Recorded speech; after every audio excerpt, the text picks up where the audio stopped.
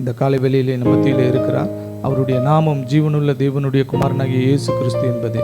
அவர் நல்லவர், அவர் நன்மை செய்கிறவர், அவர் கிருபை நிறைந்தவர், அவர் உண்மை உள்ளவர், அவர் வாக்கு மாறாதவர், அவர் ஜீவனின் அதிபதி. அவர்தான் நம்முடைய தஞ்சம், துருகம், கோட்டை, நாம் நம்பி இருக்கிறவர், நமக்கு எல்லாமுமாய் இருக்கிறவர். அவர் நம்மை கைவிடாதிருக்கிற தேவன், நம்மை சூழ்ந்து பாதுகாக்கிற தேவன், தகப்பனை போல சுமந்து பாதுகாக்கிற தேவன், தப்புவிக்கிறவர், ஆதரிக்கிறவர், நம்மோடு கூட இருக்கிறவர். இந்த காலை வேளையில் அவருடைய சமூகத்தில் நம்மை முழுவதுமாய் அர்ப்பணிக்கிறோம். தகப்பனே, நாங்கள் இங்கு வந்திருக்கிறது ராஜா ஆண்டவரே ஒரு மனுஷனுடைய சத்தத்தை கேட்கிறதற்காகவோ ஒரு மனுஷனுடைய ஐக்கியத்திற்காகவோ அல்ல.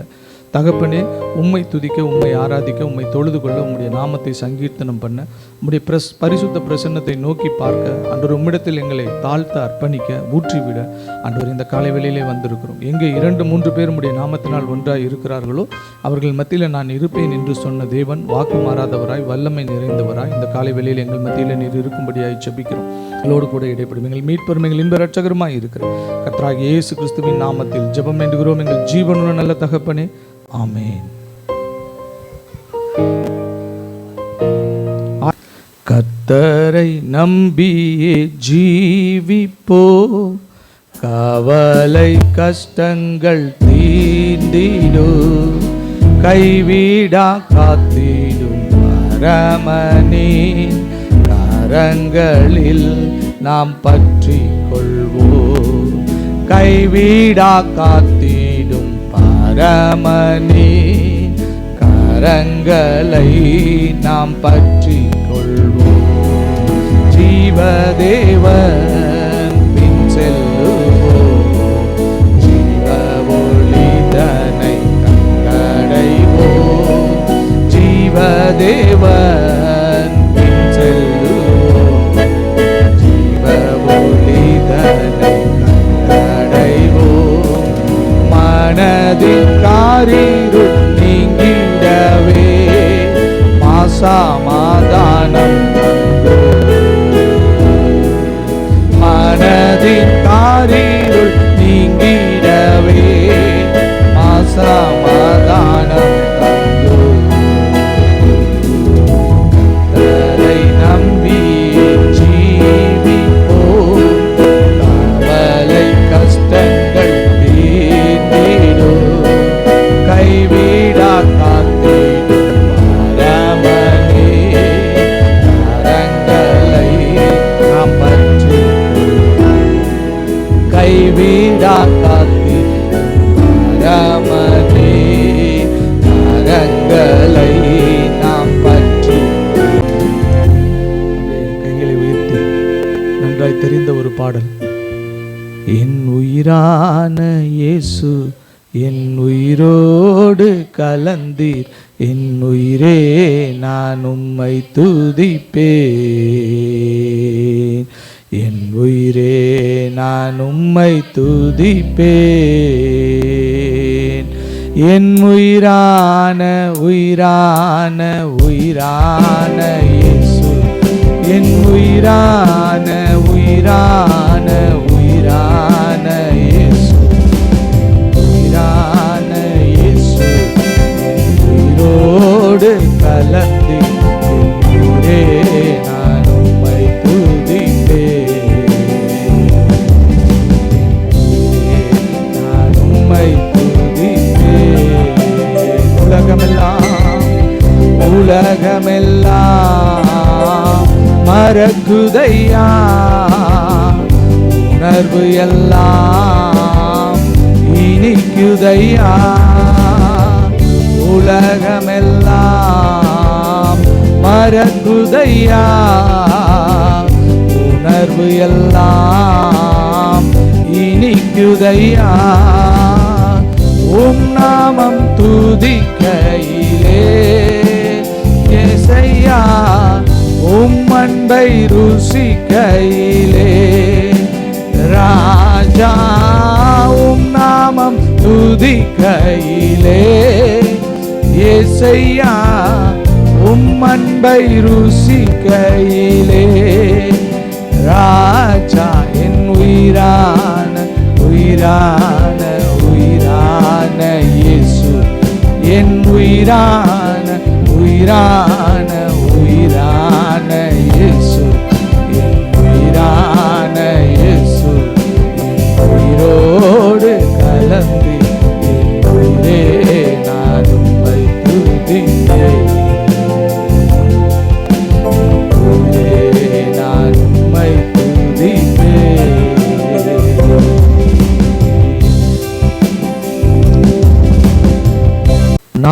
உங்களுக்கு கட்டளையிட்ட யாவையும் அவர்கள் கைக்கொள்ளும்படி அவர்களுக்கு உபதேசம் பண்ணுங்கள்.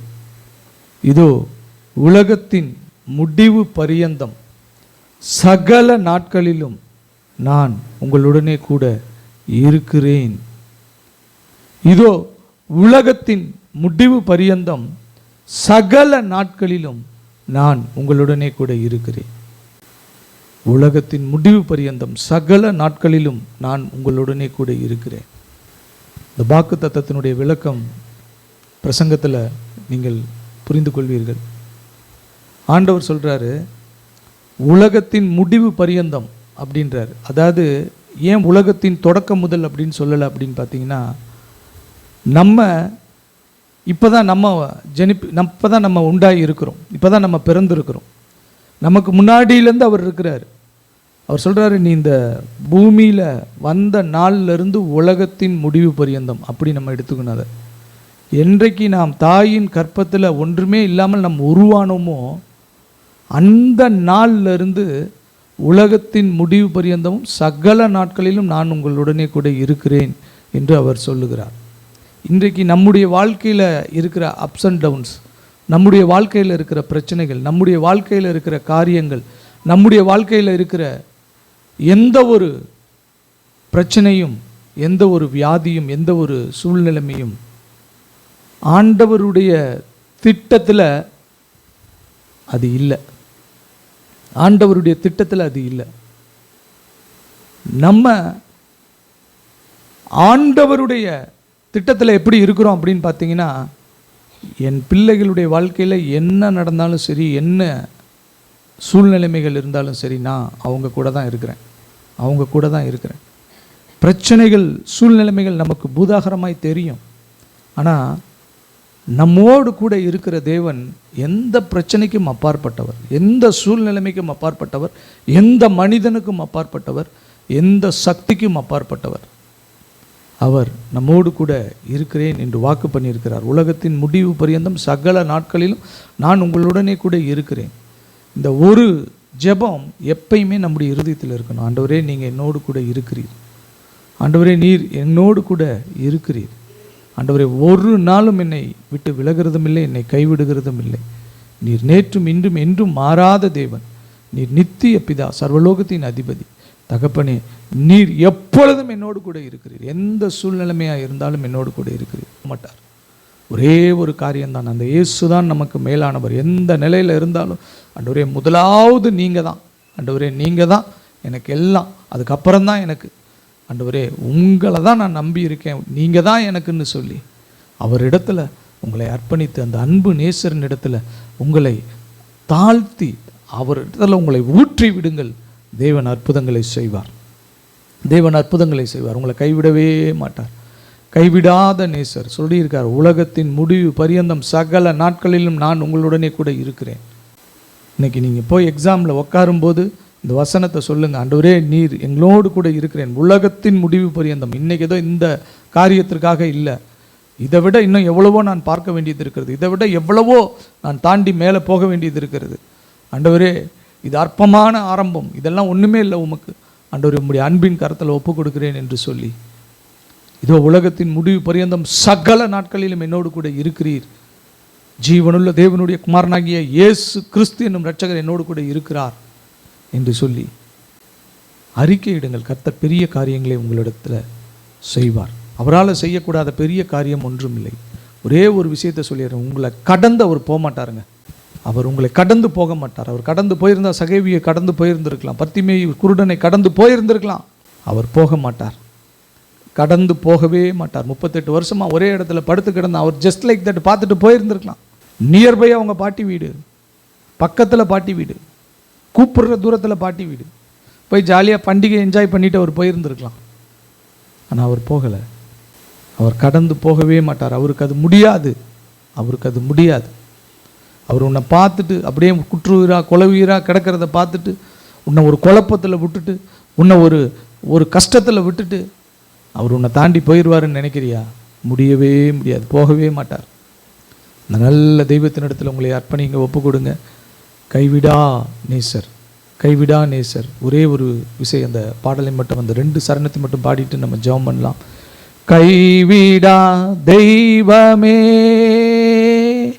கருணையின் சிகரமே, மெய்யான தீபமே, என் வாழ்வின் பாக்கியமே. கைவிடா தெய்வமே, கருணையின் சிகரமே, மெய்யான தீபமே, என் வாழ்வின் பாக்கியமே. முழந்தாள் படியிட்டு சத்தமாய் என்னை முழுவதும் தருகிறேன்.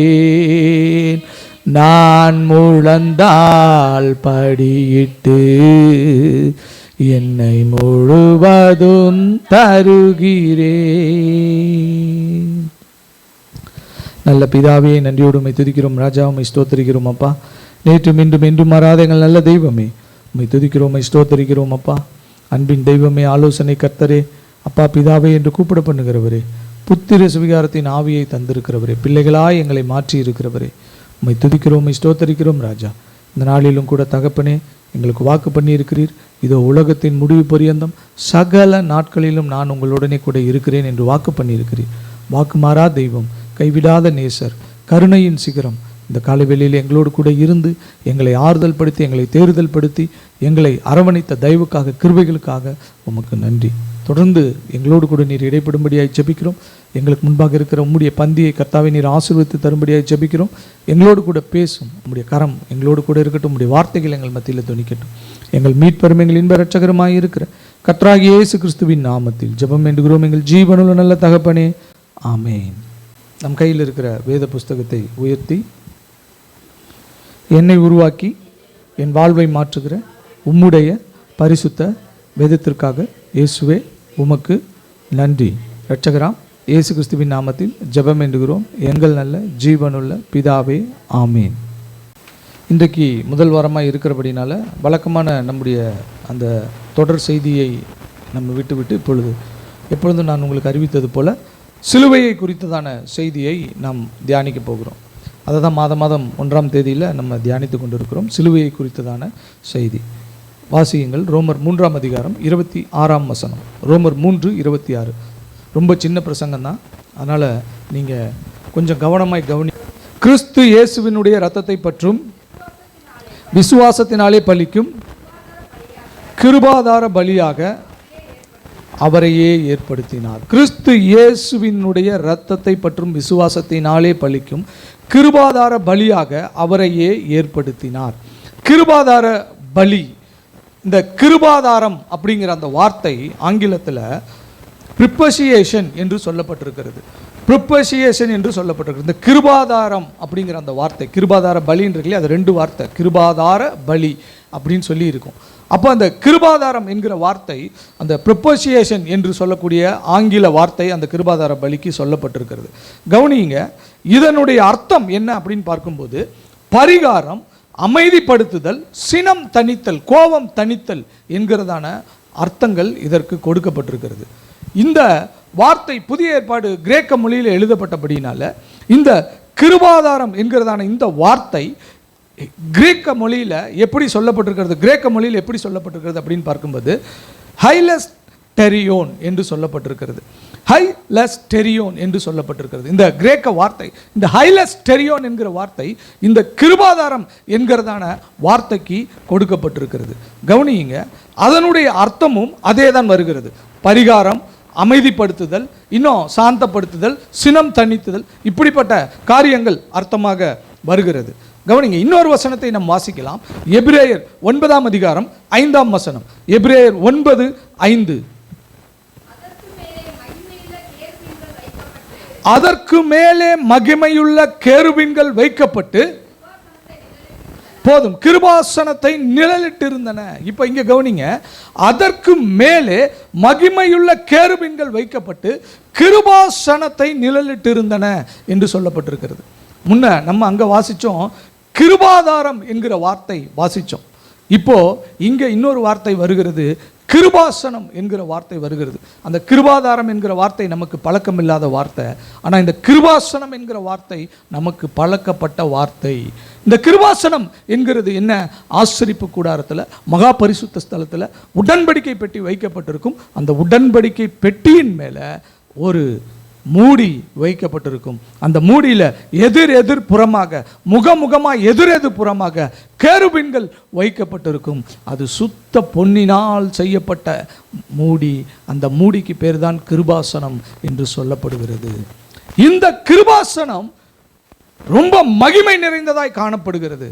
என்ன அதனுடைய மகிமை என்று பார்க்கும் பொழுது, வருடத்துக்கு ஒரு முறை தங்களுடைய பாவங்களுக்காக, குற்றங்களுக்காக, மீறுதல்களுக்காக, அக்கிரமத்திற்காக ஜனங்கள் பலி செலுத்துகிற அந்த மிருகத்தினுடைய இரத்தத்தை எடுத்துக்கொண்டு அபிஷேகம் பெற்ற பிரதான ஆசாரியன் அந்த மகா பரிசுத்த ஸ்தலத்துக்குள்ளே போய் தனக்காகவும் பின்பு ஜனங்களுடைய பாவத்திற்காகவும் அந்த கிருபாசனத்தின் மேலே அந்த பலி செலுத்தப்பட்ட அந்த இரத்தத்தை அவன் தெளிப்பான். அந்த தங்கத்தில் மூடி வைக்கப்பட்டிருக்கிற அந்த கிருபாசனத்தின் மேலே அந்த இரத்தம் தெளிக்கப்படும். அது கிருபாசனம், அது மகிமை நிறைந்த காரியம். சும்மா ஆசாரியன் அதுக்குள்ளே போக முடியாது. வருஷத்துக்கு ஒரு முறை போய் அந்த கிருபாசனத்தை பார்த்து அந்த கிருபாசனத்துக்கு மேலே அந்த இரத்தத்தை அவன் தெளிப்பான். அதோடு அந்த மகிமை நிற்கல. அடுத்தது அந்த கிருபாசனத்தை குறித்து இன்னொரு காரியம் சொல்லப்பட்டிருக்கிறது. அந்த கிருபாசனத்தில் 2 கேருபீன்களுக்கு நடுவில் நின்று கர்த்தர் மோசேயோடு பேசுவாராம். 2 கேருபீன்களுக்கு மத்தியில் நின்று கர்த்தருடைய சத்தம் அந்த இடத்துல இருந்து கேட்குமா. வாசியுங்கள். என்னாகமம் 7ஆம் அதிகாரம் 89ஆம் வசனம். என்னாகமம் 7ஆம் அதிகாரம் 89ஆம் வசனம். சீக்கிரமா எடுத்து வாசி. மோசே தேவனோடு பேசும்படி ஆசரிப்பு கூடாரத்திற்குள் பிரவேசிக்கும் போது தன்னோடு பேசுகிறவரின் சத்தம் சாட்சி பெட்டியின் மேலுள்ள கிருபாசனத்தின் மேலுள்ள உண்டாக கேட்பான். அங்கே இருந்து அவனோடு பேசுவார். பாருங்க, அந்த கிருபாசனத்துக்கு ஒரு மகிமை இருக்குது. இன்னும் நீங்க ஆழ்ந்து தியானிக்கணும் அப்படின்னா, ஒரு மேகம் அந்த கிருபாசனத்துக்கு மேலே அந்த ஆசரிப்பு கூடாரத்தில் அப்படியே நிழலிட்டு இருக்குமா. மேகம் பரிசுத்த ஆவியானவரை குறிக்கும். பேசுகிறவர் கர்த்தர். கிருபாசனம் ஆண்டவராகிய இயேசு கிறிஸ்துவை குறிக்கும். பாருங்க, தம்முடைய குமாரனுக்கு ஒப்பாக செய்யப்பட்ட அந்த கிருபாசனத்துக்கு நடுவில் 2 கேருபீன்கள் இருக்கும், முகமுகமாக இருக்கும். அந்த கேருபீன்களின் நடுவில் அங்கே கர்த்தருடைய சத்தம் கேட்கப்படுமா. கர்த்தர் மோசேயோடு கூட பேசுவாராம். இப்போ எபிரேயர் 9ஆம் அதிகாரம் 5ஆம் வசனத்தில் நம்ம வாசித்தோம் இல்லையா, அந்த கிருபாசனம் என்கிற வார்த்தை. அந்த வார்த்தைக்கும் தமிழில் 2 காரியம் கொடுக்கப்பட்டிருக்கிறது. தமிழில் எப்படி கொடுக்கப்பட்டிருக்கிறது? அங்கே நம்ம வாசிக்கும்போது, ரோமரில் வாசிக்கும்போது கிருபாதாரம் என்று வாசித்தோம். இங்கே வாசிக்கும்போது கிருபாசனம் என்று வாசிக்கிறோம். அங்கே ஆங்கிலத்தில் சொல்லும்போது அந்த ப்ராஃபிசியேஷன் என்கிறதான வார்த்தை சொல்லப்பட்டிருக்கிறது ஆங்கிலத்தில். இங்கே மெர்சி சீட் என்று சொல்லப்பட்டிருக்கிறது. எபிரேயர் 9:5 ஆங்கிலத்தில் மெர்சி சீட் என்று சொல்லப்பட்டிருக்கிறது. ஆனால் கிரேக்க மொழியில், மூல மொழியாகிய கிரேக்க மொழியில் 2 வார்த்தையும் எப்படி சொல்லப்பட்டிருக்கிறது தெரியுமா? ஹைலஸ்டெரியோன் என்று சொல்லப்பட்டிருக்கிறது. ஹைலஸ்டெரியோன் என்கிற வார்த்தை தான் அந்த கிருபாதாரத்திற்கும் சொல்லப்பட்டிருக்கிறது, இங்கே கிருபாசனத்துக்கும் சொல்லப்பட்டிருக்கிறது. அந்த ப்ராஃபிசியேஷன் என்கிறதான் அந்த வார்த்தை ஆங்கிலத்தில் சொல்லப்பட்டிருக்கிற வார்த்தைக்கும் அதே கிரேக்க மொழி சொல் தான். அதே கிருபாசனம் மெர்சி சீட் என்கிறதான இந்த வார்த்தைக்கும் அதே கிரேக்க வார்த்தை தான், இந்த ஹைலிஸ்டோன் என்கிற வார்த்தை தான் சொல்லப்பட்டிருக்கிறது. இந்த ஹைலிஸ்டோன் என்கிற வார்த்தை 2க்கும் ஒரே வார்த்தை தான் கிரேக்க மொழியில் சொல்லப்பட்டிருக்கிறது. அப்படின்னா என்ன அர்த்தம்? கிருபாதார பலியாக அவரையே ஏற்படுத்தினார் என்று அங்கே ரோமரில் சொல்கிறாரு. இங்கே அந்த கிருபாசனமாக கர்த்தராகிய இயேசு கிறிஸ்துவே பழைய ஏற்பாட்டில் இருந்தார் என்று இங்கே எபிரேயரில் சொல்லப்பட்டிருக்கிறது. பழைய ஏற்பாட்டு மனுஷர்களுக்கு அது தெரியாது. பழைய ஏற்பாட்டு மனுஷர்கள் அந்த தங்கத்தை பார்த்தாங்க, அந்த 2 கேருபீன்களை பார்த்தாங்க. அந்த கிருபாசனத்தை பற்றின ஒரு பெரிய ஒரு விளக்கம் அவர்களுக்கு இல்லை. ஆண்டவர் சொல்கிறார், அதை அப்படியே செஞ்சுட்டு போயிட்டாங்க. ஆனால் புதிய ஏற்பாட்டில் அது ஒரு விளக்கம் கொடுக்கப்படுகிறது. அந்த கிருபாசனமும் இந்த கிருபாதார பலியும் ஆண்டவராகிய இயேசு கிறிஸ்து ஒருவரே என்று சொல்லப்பட்டிருக்கிறது. ஆண்டவராகிய இயேசு கிறிஸ்து ஒருவரே என்று சொல்லப்பட்டிருக்கிறது. இது வரைக்கும் கூட நீங்கள் பிரசங்கத்தை கேட்டிருப்பீங்க. இந்த இடம் வரைக்கும் கூட நீங்கள் ஒரு வேளை பிரசங்கத்தை கேட்டிருக்கலாம். ஆனால் இதில் இன்னொரு விளக்கம் இருக்குது பாருங்கள், இன்னொரு ரகசியம் இருக்குது பாருங்கள். அது இன்றைக்கு நமக்கு ஒரு பெரிய ஆசீர்வாதங்க. இன்றைக்கு நமக்கு ஒரு பெரிய ஆசீர்வாதம். கவனிங்க, மோசேயின் இடத்துல ஆண்டவர் ஆசரிப்பு கூடாரத்தில் மகா பரிசுத்த ஸ்தலத்தில் அவர் மட்டும் பிரவேசிக்கிற, எந்த நேரத்தில் வேணாலும் வருகிறதற்கு அவருக்கு மட்டும்தான் உரிமை இருக்கு. அந்த பிதாவாகிய தேவன் அவர் பிரவேசிக்கிற அந்த இடத்துல ஆண்டவராகிய இயேசு கிறிஸ்துவினுடைய அந்த காரியம் வெளிப்படுகிறது. அவர் ரத்தம் சிந்துகிற காரியம் வெளிப்படுகிறது. அந்த ரத்தம் சிந்தப்படுகிற அந்த இடத்துல நின்று மோசேயின் இடத்துல ஆண்டவர் பேசுகிறார்.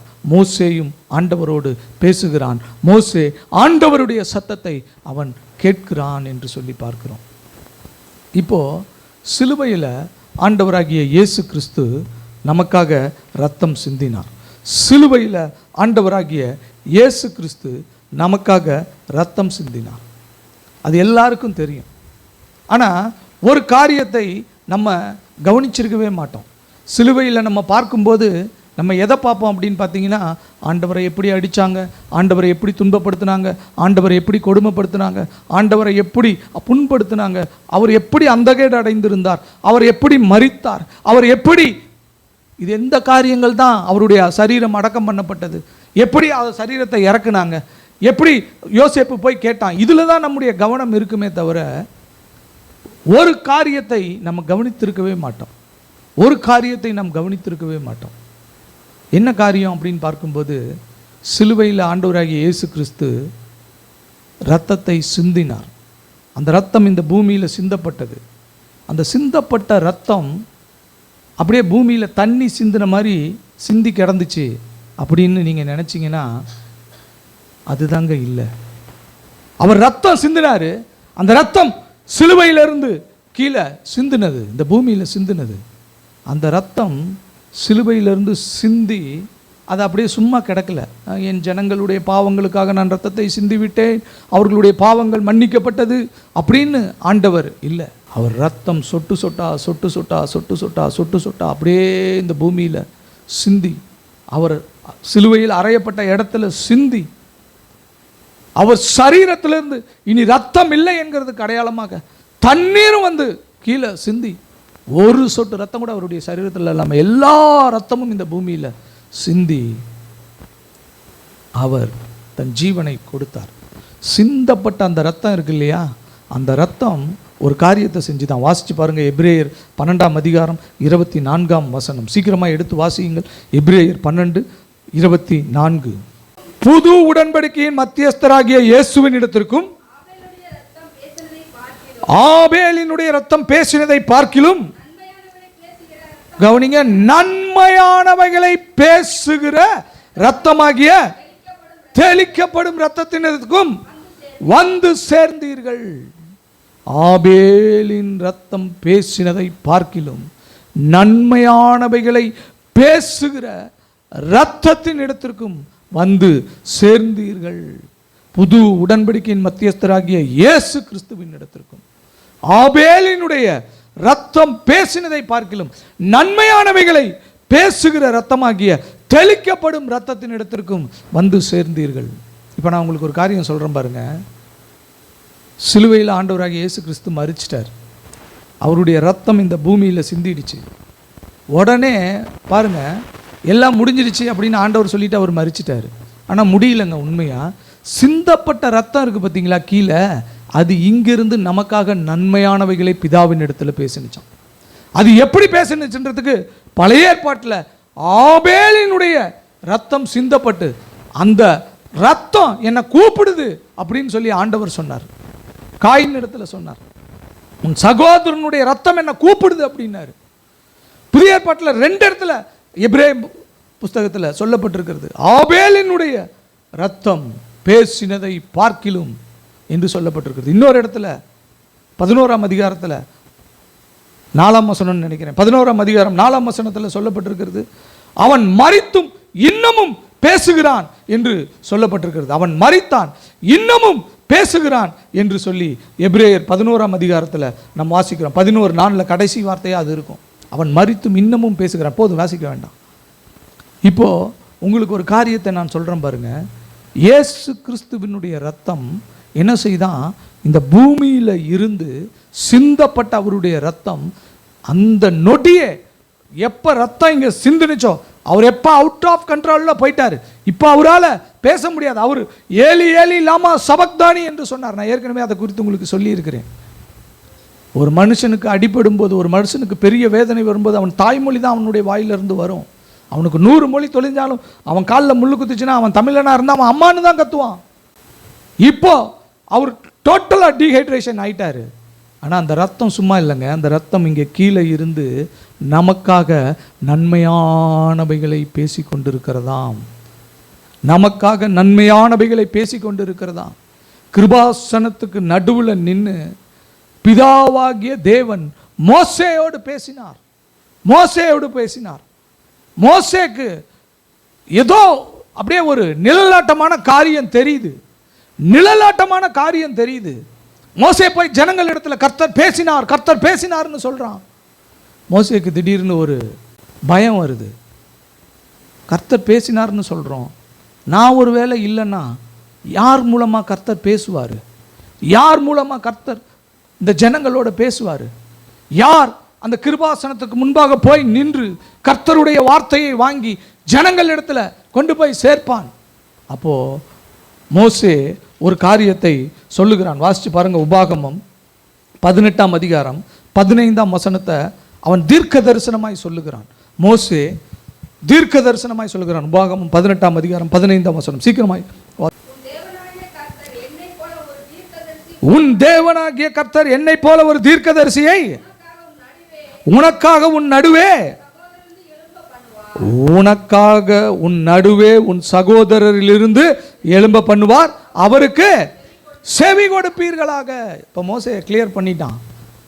உன் தேவனாகிய கர்த்தர் உன் நடுவே உன் சகோதரரிலிருந்து என்னை போல ஒரு தீர்க்கதரிசியை எழும்ப பண்ணுவார். அந்த தீர்க்கதரிசி உன்னிடத்தில் பிதாவாகிய தேவன் பேசுவார்.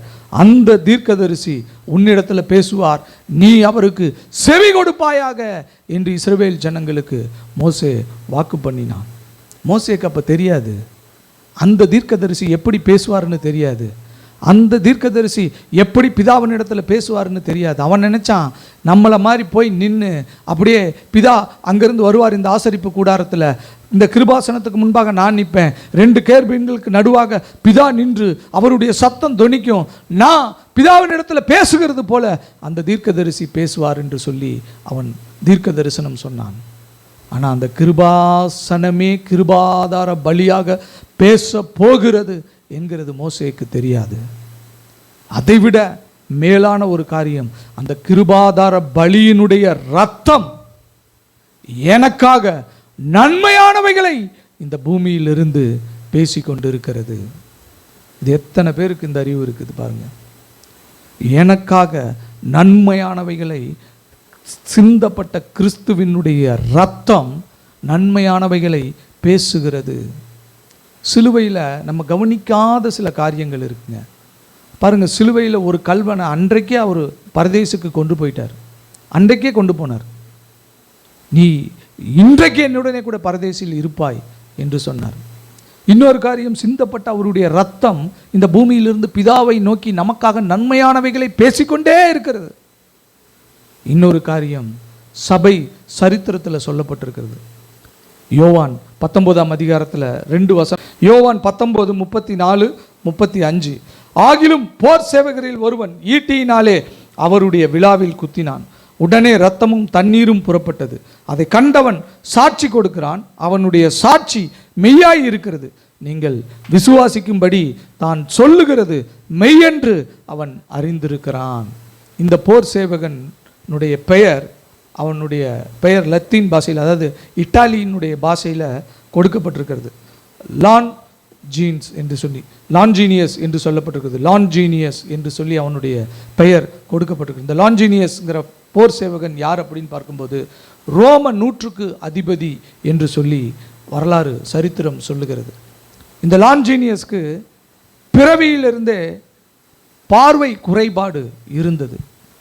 பிறவியிலிருந்தே அவனுக்கு பார்வை குறைபாடு இருந்தது. அவன் இயேசுவினுடைய சரீரம், இயேசு இவ்வளவு சீக்கிரம் மரிச்சு போயிட்டாரா அப்படின்னு பிலாத்து கேட்டான். அவர் மரித்துட்டாருங்கிறதுக்கு ஆதாரபூர்வமா மெடிக்கலா அவன் ரிப்போர்ட் கொடுக்கணும். அதற்கு அவருடைய விழாவில் அவன் ஈட்டியை வைத்து குத்தினான். குத்தின பொழுது அந்த விழாவிலிருந்து அந்த ரத்தம், இயேசு கிறிஸ்துவனுடைய மிச்சம் மீதி இருந்த ரத்தமும் தண்ணீரும் வந்தது என்று சொல்கிறாங்க இல்லையா, அந்த மிச்சம் மீதி இருந்த ரத்தமெல்லாம் அப்படியே தெளிக்கப்பட்டது. இந்த பூமியில் தெளிக்கப்படும் போது ஒரு சொட்டு ரத்தம் அவன் கண்களில் தெளித்தது. அவன் கண்களில் தெளித்த உடனேயே அவன் பார்வை சரியாய் மாறினது. அவன் சுகம் பெற்றுக்கொண்டான். அந்த இடத்துலேயே அவன் சுகம் பெற்றுக்கொண்டான். பரலோகத்துக்கு ஒருத்தன் போகிறான் அந்த ரத்தத்தினால, அந்த ரத்தத்தினால அங்கேயே அற்புதம் நடக்குது. பாருங்க, சிலுவைக்கு கீழேயே அற்புதம் நடக்குது. அவருடைய சரீரத்திலிருந்து சிந்தப்பட்ட ஒரு சொட்டு ரத்தம். பாருங்க, இங்க யோவான் ரொம்ப அழகா சொல்றாரு, அவன் சாட்சி கொடுக்கிறான், அவனுடைய சாட்சி மெய்யாய் இருக்கிறது, நீங்கள் விசுவாசிக்கும்படிக்கு தான் சொல்லுகிறது மெய் என்று அவன் அறிந்திருக்கிறான். அவன் சரீரத்தில் அவன் உணர்ந்தான் ஆண்டவராகிய இயேசு கிறிஸ்துவனுடைய இரத்தத்தின் வல்லமையை. அந்த இரத்தம் அவன் கண்ணில் பட்டு அவனுடைய பார்வை, அவனுக்கு தாயின் கற்பத்திலிருந்து பிறந்தது முதல் அவன் குறைபாடு இருந்தது நீங்கி போய் அவனுக்கு பார்வை கிடைத்தது. அவன் அந்த அற்புதத்தை பெற்றுக்கொண்டவனாக அந்த பதவியை துறந்து ஆண்டவராகிய இயேசு கிறிஸ்துவுக்கு அவன் ஊழியக்காரனாக ஊழியம் செய்தான் என்று சொல்லி சபை சரித்திரம் சொல்லுகிறது. அவனுடைய சாட்சி இன்றமும் இருக்கிறது. அவனுடைய சாட்சி இன்னமும் இருக்கிறது. அப்போது கிறிஸ்துவினுடைய ரத்தம், அவர் மரிச்சிட்டாரு சிலுவையில், அவரை அடக்கம் பண்ண போகிறாங்க, சிந்தப்பட்ட அவருடைய ரத்தம். ஆனால் அது என்னென்ன வேலை பண்ணியிருக்கு பாருங்க. அவருடைய ரத்தம் உடனே ஒரு பாவியை கழுவி அவனை அப்பவே சுத்திகரித்து அவனை அன்னைக்கே பரதேசுக்கு கொண்டு போயிடுச்சு. இன்னொருத்தனுக்கு அற்புத விதமான ஒரு சுகத்தை கொடுத்துருச்சு. நமக்கு இங்கிருந்து நன்மையானவைகளை பேசிக்கொண்டே இருக்கிறது. நன்மையானவைகளை பேசிக்கொண்டே இருக்கிறது. பிதாவை நோக்கி நம் சார்பில் நன்மையான வார்த்தைகள் போய்கொண்டே இருக்கிறது. உங்களை குறித்து யார் என்ன வேணா பேசட்டும், உலகம் எப்படி வேணா பேசட்டும், எப்படிப்பட்ட வார்த்தைகள் எல்லாம் அவங்க கொட்டி தீர்க்கட்டும், அது அப்படிதான் பேசும். அது நயவஞ்சகம், அது அப்படிதான் பேசும். உங்களை குறித்து அப்படிதான் எல்லா காரியங்களும் இருக்கும். நீங்கள் கவலைப்பட வேண்டிய அவசியமே இல்லை. நீங்கள் அதையெல்லாம் காதில் போட்டுக்காம எப்பப்பெல்லாம் ஈவில் டாக்ஸ் உங்ககிட்ட வருதோ, உங்களை குறித்து பேசப்பட்ட அந்த காரியங்கள், உங்களுக்கு விரோதமாய் செய்யப்பட்ட அந்த காரியங்கள் உங்கள்கிட்ட வருதோ, அப்போல்லாம் நீங்கள் என்ன அறிக்கை இடணும் தெரியுமா? என்னை குறித்து நன்மையானவைகளை பேசுகிற ஒரு ரத்தம் இங்கிருந்து என்னை குறித்து நன்மையானவைகளை பேசிக்கொண்டே இருக்கிறது, பேசிக்கொண்டே இருக்கிறது. அது நன்மையானவைகளை பேசுகிறது. ஆபேலினுடைய ரத்தத்தை ஆண்டவர் சொன்னார். ஆபேலினுடைய ரத்தம் என்ன பேசுனுச்சு தெரியுமா? அது முறையிடுகிற ரத்தம். இந்த பூமியிலிருந்து கூப்பிடுகிற உன் தம்பியினுடைய, உன் சகோதரனுடைய ரத்தத்தின் சத்தம் என் காதில் கேட்குதுன்னாரு பிதா. உன் சகோதரனை நீ என்னப்பா செஞ்ச? அவன் ரத்தம் பூமியிலிருந்து என்ன கூப்பிடுது அப்படின்னாரு. அது முறையிடுகிற ரத்தம், அது முறையிடுகிற ரத்தம். பிதாவே, என் சகோதரன் இப்படி எனக்கு பண்ணிட்டானே, இப்படி எனக்கு செஞ்சுட்டானே, நான் என்ன பாவம் பண்ணேன் அப்படின்னு சொல்லி முறையிடுகிற சத்தம். ஆனால் என்னுடைய சகோதரன் ஆண்டவராகிய இயேசு கிறிஸ்துவனுடைய சத்தம் முறையிடுகிற சத்தம் இல்லை, நன்மையானவைகளை பேசுகிற, நன்மையானவைகளை பேசுகிற சத்தம். காயினும் நானும் ஒன்று தான், தெரியுமா உங்களுக்கு? காயினும் நானும் ஒன்று தான். பாவமே செய்யாத ஆபேலை கொன்று போட்டான். அவன் ஒரு பாவமும் செய்யலை, அவனை கொன்று போட்டான். என்னுடைய பாவம் என்னுடைய சகோதரனை கொன்று போட்டது சிலுவையில். என்னுடைய பாவத்தின் தண்டனை அவரை கொன்று போட்டது. முறையிடணும்னா ஆபேலினுடைய ரத்தம் பேசினதையே என் ஆண்டவருடைய ரத்தமும் பேசி இருக்க வேண்டும். ஆபேலுடைய ரத்தம் பேசினதை போலவே என்னுடைய ஆண்டவருடைய ரத்தமும் பேசி இருக்க வேண்டும். அவன் பாவம், அவனுடைய மீறுதல், அவனுடைய அக்கிரமம், அவனுடைய வேசித்தனம், அவனுடைய அசுத்தம், பிதாவே என்னை இந்த சிலுவை மரணத்துக்கு கொண்டு வந்துருச்சு, என் ரத்தம் இந்த பூமியில் சிந்தப்பட்டுச்சுன்னு சொல்லி அவர் அதை பேசியிருக்க வேண்டும். அந்த ரத்தம், ஏன்னா காயினும் நானும் ஒன்று தான். காயின் தம்பியை கொண்டா, நான் என் அண்ணனை கொன்னேன், அவ்வளோதான். அதுதான் வித்தியாசம், அதுதான் சரித்திரம், அதுதான் உண்மை.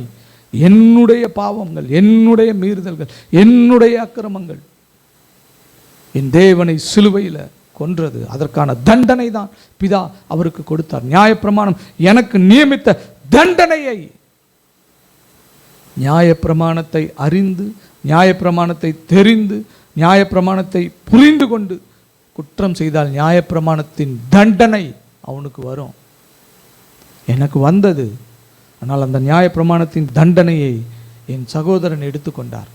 என் சகோதரன் எடுத்துக்கொண்டு அவருடைய ரத்தத்தை இந்த பூமியில் சிந்தினார். அதனால தான் சொன்னார், ஆபேலின் ரத்தம் பேசினதை பார்க்கிலும். பாருங்க எவ்வளோ அழகா அப்போஸ்தலனாகிய பவுலுக்கு அந்த வெளிப்பாடு கிடைச்சிருக்கு. ஆபேலின் ரத்தம் பேசினதை பார்க்கிலும் கிறிஸ்துவினுடைய ரத்தம் தெளிக்கப்பட்ட, சிந்தப்பட்ட நம்முடைய ஆண்டவராகிய இயேசு கிறிஸ்துவினுடைய ரத்தம் நன்மையானவைகளை பேசுகிறதா, நன்மையானவைகளை பேசுகிறதா. உங்களை குறித்தது நன்மையானவைகளை பேசுகிறது. இப்போ 2 சத்தம் பிதாவின் இடத்துல தொனிக்கிறது. பார்க்குறாரு, ஆபேலினுடைய சத்தம் முறையிடுகிற சத்தம். இன்னொரு ரத்தம் பார்க்குறாரு, இந்த ரத்தம் முறையிடுகிற ரத்தம் இல்லையே, இந்த ரத்தம் பரிந்து பேசுகிற ரத்தம், இந்த ரத்தம் இரக்கத்தை கொடுக்கிற ரத்தம், இந்த ரத்தம் பாவங்களை மூடுகிற ரத்தம், இந்த ரத்தம் பரிசுத்தமாக்குகிற ரத்தம், இந்த ரத்தம் அவனை அபிஷேகித்து பரலோகத்துக்கு கொண்டு வருகிற ரத்தம், அவனை சுகப்படுத்துகிற ரத்தம். அதனால தான் நான் இயேசு கிறிஸ்துவின் ரத்தம் ஜெயம் என்று சொல்லுகிறேன். சில பேர் சொல்லுவாங்க, அது பைபிள்லேயே இல்லாத வார்த்தைங்க. பைபிளில் இல்லாட்டி என்னையா, அவருடைய ரத்தம் எனக்காக செய்திருக்கிற காரியம், எனக்காக இன்றைக்கும் நன்மையானவைகளை பேசி கொண்டிருக்கிறதே, அந்த ரத்தம் ஜெயம் என்று சொல்லுகிறேன். இந்த காலை வேளையில் அருமையான தேவனுடைய ஜனமே, நமக்கு ஒரு பெரிய பாக்கியம் சிலுவையினால் உண்டாகி இருக்கிறது. நீங்கள் பரலோகத்திற்கு போவது நிச்சயம். அந்த கல்லன் பரலோகத்துக்கு போனான், அந்த லாஞ்சனியஸ் சுகமானான், நீங்கள் சுகமாகிறது நிச்சயம். உங்களுக்கு நன்மைகளை பேசிக்கொண்டே இருக்கிற உங்களுடைய சகோதரனுடைய ரத்தம் உங்களுக்காக நன்மைகளை பிதாவின் இடத்துல பேசிக்கொண்டே இருக்கிறது. ஒரு ஈவில் வேர்ட்ஸ் அதில் இல்லை, எல்லா நன்மைகளையும் அது பேசிக்கொண்டே இருக்கிறது. உங்களுடைய எல்லா நன்மைகளுக்கான, ஆசீர்வாதத்திற்கான, சுகத்திற்கான, பலத்திற்கான, ஆரோக்கியத்திற்கான, உங்களுடைய எல்லா தேவைகளுக்காகவும் அந்த இரத்தம் பேசிக்கொண்டே இருக்கிறது. அதனால தான் அவர் சொன்னார், இதோ உலகத்தின் முடிவு பரியந்தம் சகல நாட்களிலும் நான் உங்களுடனே கூட இருக்கிறேன். உன்னை குறித்து நான் பேசிக்கொண்டே இருக்கிறேன், உன்னை குறித்து நான் பேசிக்கொண்டே இருக்கிறேன். உன்னை குறித்து மனிதர்கள் என்ன திட்டம் வேணாலும் போட்டுட்டோம், என்ன காரியங்கள் வேணாலும் செய்யட்டும், என்ன வேணாலும் அவங்க பார்க்கட்டும், அதை பற்றி நீ கவலைப்படாத. உன்னை குறித்து சர்வ வல்லமை உள்ள தேவனிடத்தில் நான் பேசிக்கொண்டே இருக்கிறேன், பேசிக்கொண்டே இருக்கிறேன். என் வார்த்தைகள் ஒரு நாளும் உனக்கு விரோதமான வார்த்தைகள் அல்ல என்று நம்முடைய சகோதரன் சொல்லுகிறார். அவர் நம்முடைய கர்த்தர், அவர் நேற்று மீண்டும் என்றும் மாறாத தேவன், அவர் வாக்கு மாறாத தேவன். அவருடைய வார்த்தைகள் ஒரு நாளும் உனக்கோ எனக்கோ விரோதமானவைகள் அல்ல, முறையிடுகிற வார்த்தைகள் அல்ல, நன்மையானவைகளை பேசுகிற வார்த்தைகள், நன்மையானவைகளை பேசுகிற வார்த்தைகள், நன்மையானவைகளை பேசுகிற வார்த்தைகள். அதனால் நீங்கள் பலம் கொண்டு திடமனதாக இருங்கள், திடமனதாக இருங்கள். யாருக்கு கிடைக்கும் இந்த மாதிரியான ஒரு பாக்கியம்? வானாதி வானங்களை உண்டு பண்ணின சர்வ சேனைகளை உடைய கர்த்தாதி கர்த்தரின் இடத்துல நன்மைகளை பேசுகிற, உன்னை குறித்து நன்மையானவைகளை பேசுகிற, உன் சுகவாழ்வை குறித்து பேசுகிற, உன்னுடைய சுகத்தை, பலத்தை, ஆரோக்கியத்தை குறித்து பேசுகிற, உன் எதிர்காலத்தை குறித்து பேசுகிற ஒரு பாக்கியமுள்ள இரத்தம் உனக்காக இந்த பூமியில் சிந்தப்பட்டிருக்கிறது. நீ கவலைப்பட வேண்டிய அவசியமே இல்லை, நீ பயந்துக்க வேண்டிய அவசியமே இல்லை. நீ அந்த நன்மைகளில் நனைய போகிற, அந்த நன்மைகளை பெற்றுக்கொள்ள போகிற, நீ ஆசீர்வாதமாக இருக்க போகிற. அவர் பேசின காரியங்கள் எல்லாம் பிதாவின் இடத்துல நன்மையாக போயிருக்கும்னா உன் வாழ்க்கை எப்படி நெகட்டிவாக இருக்கும்? இருக்க வாய்ப்பே இல்லை. நீ சிந்தித்து பார். கர்த்தரிடத்துல திரும்பு. அந்த நன்மைகளை பேசுகிற ஆண்டவரிடத்துல திரும்பு. அவருடைய இரத்தத்தை மேன்மை பாராட்டு, அறிக்கையிடு. அவருடைய இரத்த கோட்டைக்குள்ள உன்னை ஒப்புக்கொடு. கர்த்தர் பெரிய காரியங்களை உன்னுடைய வாழ்க்கையில் செய்வார். உன்னை மறந்து போகாதவர். என் சகோதரன் எனக்காக முறையிடல, எனக்காக பதறி பேசல, என்னை குற்றப்படுத்தலை, என்னை அவர் இவனுக்காக தான் இவனால தான் அப்படின்ற காரியத்தை நான் சொல்லலை, சகோதரன் சொல்லலை. அவர் என்ன சொல்கிறார் தெரியுமா? இவனுக்காக தான் நான் இந்த தண்டனையை ஏற்றுக்கொண்டேன், இவனுடைய நன்மைகளுக்காக தான் நான் இந்த காரியத்தை ஏற்றுக்கொண்டேன். நான் முறையிடலை, இவனை நான் பரலோகத்துக்குள்ளே கொண்டு வந்து சேர்க்கணும், என் பிதாவின் இடத்துல சேர்க்கணும். அந்த பிதாவுக்கு முன்பாக அவர் எனக்கு ஒரு நல்ல சகோதரன். பாருங்க, அவர் என்னை சகோதரன் என்று சொல்லுகிறதற்கு வெட்கப்படுறது இல்லையா? புத்திர சுவிகாரத்தை எனக்கு கொடுக்கிறார். அவர் சொந்த பிள்ளை, நான் தத்து பிள்ளை. அவரை விட வெயிட் எனக்கு தான். சொந்த பிள்ளையை போன்னு சொல்லிடலாம், தத்து பிள்ளையை போன்னு சொல்ல முடியாது. தத்து பிள்ளைக்கு கொடுத்தது திரும்ப வாங்க முடியாது. சொத்து எழுதி வச்சா எழுதி வச்சது தான், முடிஞ்சு போச்சு. திரும்ப எந்த காரணத்தை கொண்டு நீங்கள் வாங்க முடியாது. சொந்த பிள்ளைகிட்ட கொடுத்தா வாங்கிடலாம். நம்ம ஹவுஸ் ஓனர் கூட வாங்கிட்டார், கொடுத்துட்டு வாங்கிட்டார். ஆனால் தத்து பிள்ளைக்கு கொடுத்துட்டா கொடுத்தது தான், முடிஞ்சு போச்சு. It's finish. அவன்கிட்ட அதை வாங்கவே முடியாது. சுப்ரீம் கோர்ட்டுக்கு போனாலும் வாங்க முடியாது. என்னை தம்முடைய பிதாவுக்கு சுவிகார புத்திரராய் அவர் மாற்றி இருக்கிறார். என்னை தம்பியாக, தமையனாக என்னை அவர் ஏற்றுக்கொண்டு இருக்கிறார். என்னை அவர் பிதாவினுடைய சமூகத்தில் கொண்டு போய் சேர்ப்பதற்காக இப்பொழுதே எனக்காக நன்மையானவைகளே அவர் பேசிக்கொண்டே இருக்கிறார். தொடர்ந்து இந்த சத்தியத்தில் இந்த வாரம் முழுவதும் நீங்கள் காத்திருங்க. ஆண்டவர் பெரிய காரியங்களை உங்களுடைய வாழ்க்கையில் செய்வார். நம் கண்களை மூடி கர்த்தருடைய சமூகத்தில் நம்மை முழுவதுமாய் அர்ப்பணிப்போம், ஒப்பு கொடுப்போம். கிறிஸ்துவினுடைய ரத்தம் ஏதோ என்னுடைய பாவங்களுக்காக சிந்தப்பட்டதோடு சிலுவை காரியம் முடிந்துடல.